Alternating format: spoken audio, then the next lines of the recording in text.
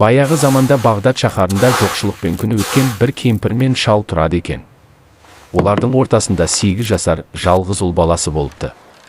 Кемпір үй ішімен айналысады да шал ау тартып, азын-аулақ іліккен балықты талшық қып, тағам етіп күнелтеді екен. Бір күні баласы: «Әке, мен де ау салуды үйренейін, бүгін мені жібер» деп өтінеді.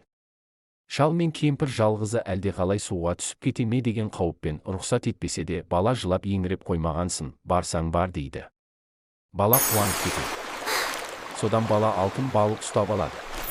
Бала қуанып ата әжесіне көрсеткенше асыға үйіне жүгіреді. Ата әдесі мәз болып қатты қуанады. Ертесіне атасы балықты ханға сыйламақшы болып ханға жолға шығады. Ханға көрсеткені сол еді. Хан былай дейді: «Өміріңде алтын балық ұстап көрген жоқ едің? Мынаны кім ұстады?» «Кішкентай ұлым ұстады». «Онда сол баланы жібер маған». Хан балаға риза болып, рахметі ретінде бірнеше қап алтын береді. Бала қуана үйіне алып кетеді. Оны естіген патша кеңесшісі күншілдік етеді.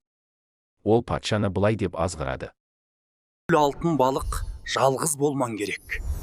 Оның жұбағын таптырып алыңыз балаға. Енді маян балықтың жұбын ертен алып кел».